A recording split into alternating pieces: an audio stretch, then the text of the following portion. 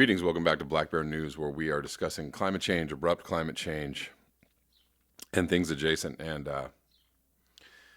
thank you all for your for your commentary and for your participation in the discussion. I know there's a lot of people that watch this channel that don't comment, and that's totally fine. There's probably a lot of people that watch this channel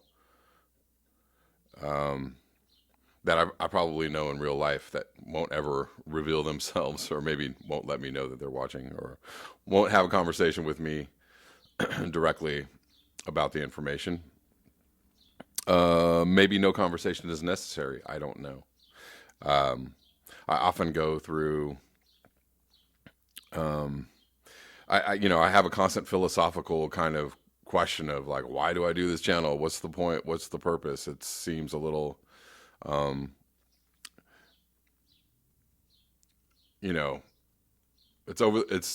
it's very harsh information, and it's hard for people to take, and it doesn't necessarily benefit my life in many, many ways. In other ways, it benefits my life immensely. It makes people very wary of me, people in my people that I know personally. And that's upsetting. But the news is upsetting. The reason why I do this channel is because this information, this news, absolutely demands that you stop what you're doing and rearrange your life. That's what it demands. And people don't want to do that. People don't want to stop what they're doing and rearrange their lives. And for people who totally take in this information and take it on board and stop what they're doing and rearrange their lives, as with any, philosophical endeavor or transformational endeavor, when you come out the other side, you find that nothing has changed and everything has changed. In many ways, nothing has changed in my life. I'm just, I'm doing what I need to do. And there's not much that I can do about that because I have to do what I have to do.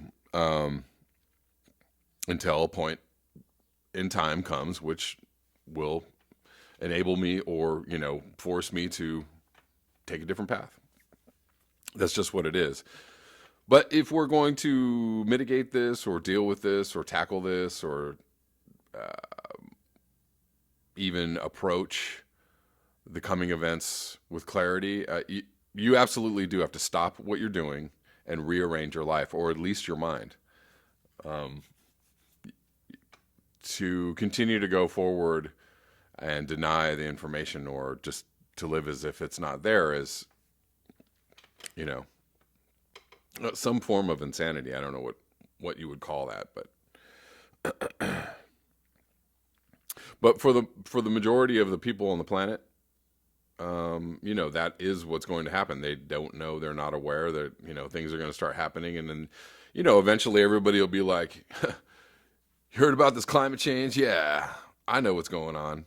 And that, it's kind of what's happening now. It's funny because, so many people are waking up to this problem, and you see more and more people writing articles and,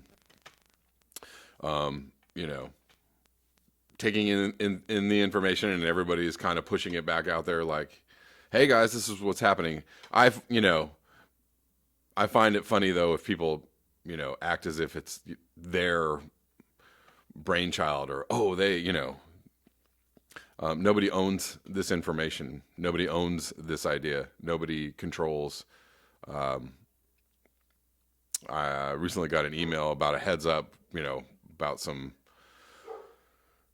copyright on a Rolling Stone article with Bill McKibben's. I think Hambone gave me the heads up, like that it would not be good to cover that article. I don't know. I haven't even seen the article. I may go cover it anyways. This information doesn't, it's the truth. And the truth does not belong to somebody. Nobody owns it, Nobody owns, I own this work, whatever. These are my videos, whatever. I don't care. Take these videos, disseminate the information. Take my work. If I write anything and you come across it, take it, give it to people, let them know. This information is for people. I try to make a little profit on this so that I can keep going, but it's not. This is not for profit and for my own. I must keep this. This is my idea. Everybody is using work that's, they're basically using work that other people have used or have created, right? They're using scientific findings and data, and they're collecting them all together and going, look, here's the picture. Everybody is doing that. Guy McPherson is doing that, and he says so. Look, he's like, I'm not doing the studies. I'm taking all these studies and collating them and putting them together, and here's this picture. Here's the picture. Everybody is doing that. And if you have some grand, amazing idea for saving the planet, by all means, don't patent that. By all means, don't copyright that.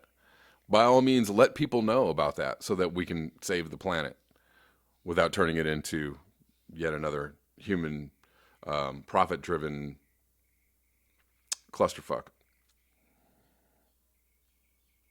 I'm just going to cover a few things real quick. This is the latest update from Extinction Rebellion, update number 5. Police turn pirates. The pink boat is lost.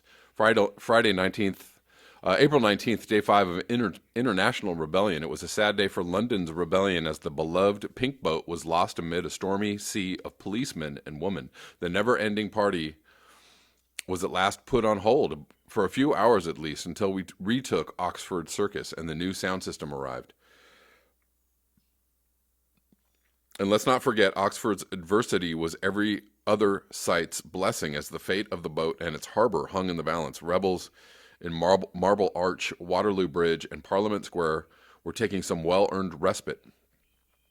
Free from policing-based worries, rebels were free to proceed with the concurrent project of building a new, kinder, quieter world in the heart of the old one. It doesn't grab headlines, but this is the process that's changing the world. Not that we're too worried about headlines, with nearly 700 now arrested in the UK alone and frenzied coverage of even small events like that in Heathrow involving a handful of youths. And speaking of Heathrow, we've got another solid round of actions abroad, from bike rides in Belgium to roadblocks in Germany. Amid all the news and events, it can be good to remind ourselves why we're giving so much for this movement. As a little refresher and ego trip, here are the words of Noam Chomsky, one of the most influential thinkers of our age, on Extinction Rebellion. It is impossible to exaggerate the awesome nature of the challenge we face, to determine within the next few years whether organized human society can survive in anything like its present form. Global warming is already a prime factor in destroying species at a rate not seen for 65 million years. There is no time to delay changing course radically to avert major catastrophe.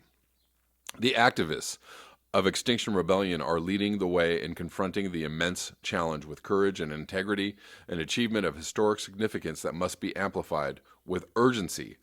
High praise indeed. We're just getting started. Extinction Rebellion is demanding that you wake up, that you stop what you're doing and change everything.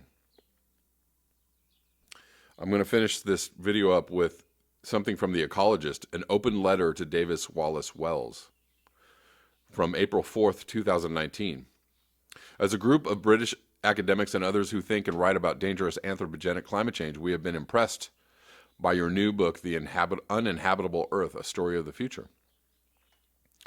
This already best-selling book, like the viral article in New York Magazine from which it grew, states with passion and eloquence the hard truths of our current global plight. Far from being irresponsibly alarmist, as some have alleged, your straight look at oncoming disaster offers a vital stimulus to realistic understanding and action. We are so pleased that your book is receiving the mass attention it deserves and is thereby making the very real risk of unprecedented climate breakdown and consequent societal collapse comprehensible to the general public. Against geoengineering. As one of us has stated in a published review, however, we also fear that your book may lead people to believe that the unprecautionary deployment of geoengineering is the answer to our predicament. We are unconvinced by your claim that because we engineered this mess, so must we be able to engineer an escape from it. while it may be a neat journalistic turn of phrase, it is logical nonsense.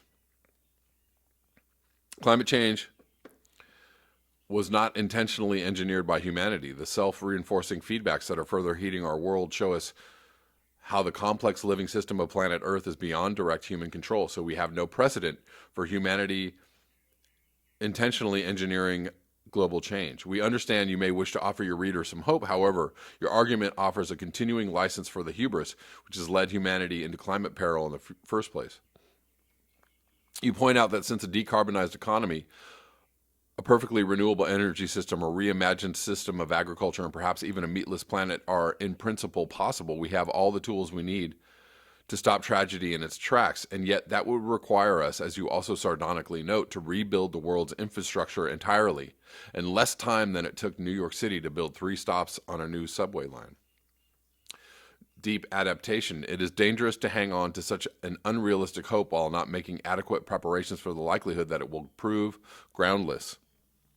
Really facing up to climate reality, by contrast, means giving up all hope of solutions without giving up on hope itself. Instead of fantasies of one world command and control salvation, we believe that the uninhabitable earth should wake us all up to the need for what one of us has recently and influentially, I'm just not going to say that word today, named a deep adaptation agenda. And we all know who that is. That's Jem Bendell. This involves building resilience, both physical and physiological, or psychological, learning to relinquish long-held beliefs and aspirations such as that odd, uninterrupted progress, quote unquote, and the attempted restoration of attitudes and practices which our carbon-fueled way of life has so dangerously eroded.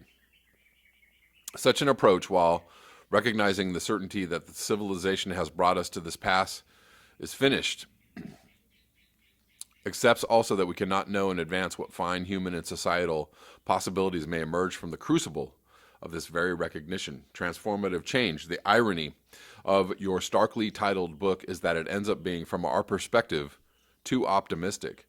This may blind readers to the greatest new need now for deep adaptation, that is, for accepting that some kind of eco-induced societal collapse is now not merely possible but likely, and preparing honestly for it, for recognizing that while it is absolutely vital to continue to seek to mitigate our society's climate-deadly emissions, the time has passed when it was credible to fixate on doing this while ignoring the increasingly urgent need for deep adaptation. What we draw, and should like others to draw, from your urgently necessary book is a difficult, but we believe a genuinely realistic message of hope.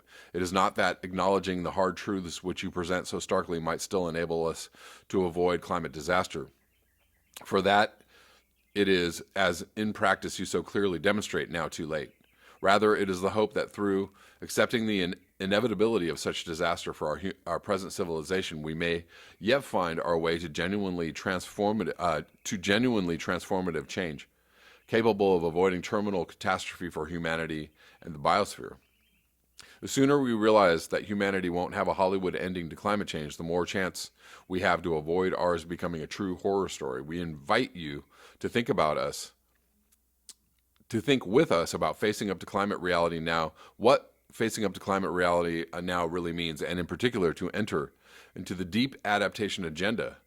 We look forward to your response. This is from Rupert Reed, Jem Bendell, of course, and John Foster.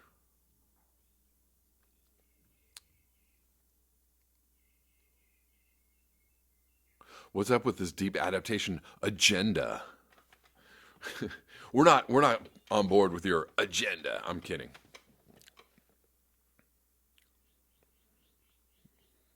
People love the word agenda, and so do I. Yes, what does it really mean to face this situation with a clear head and a firm grasp on the reality of what is necessary to meet it, and what we might be able to do to change it. They talk a little bit about geoengineering in this article, and I'm going to read some geoengineering studies and articles in the next couple of days as we look at that, the possibility of doing things in order to mitigate, and probably most likely, as the UN and the IPCC point out, the necessity, because we're not going to make it out of this without some kind of technological response, unfortunately. But I personally, myself, I urge as much as possible a biological response, and I urge as much as possible compassionate degrowth, degrowing our civilization, our industries, the way we live, our consumer paradigm.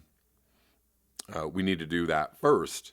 We need to learn how to live in a much different place, with much less things, and expect. We need to just stop expecting that things are gonna, we're gonna be able to go down to the store and buy whatever we want. Whatever your mitigation plans are, continue apace, whether it be prepping or getting off the grid, or whatever it is you need to do in order to face this challenge yourself. I do apologize for the sound problems. People have been talking about it, and actually, yes, I heard that it was only coming out of the left speaker in the last one. I don't know why things are different. When I was doing it with another program, it was fine. So clearly, it has something to do with the program that I'm using, and I'm trying to investigate why. So in the meantime, I apologize that it's mono. I'm trying to fix it, guys. That's all I have for you today. Thank you so much for your eyes, your ears, and your conscience. If you would like to support this channel, you can do so at the links below. Until next time, peace.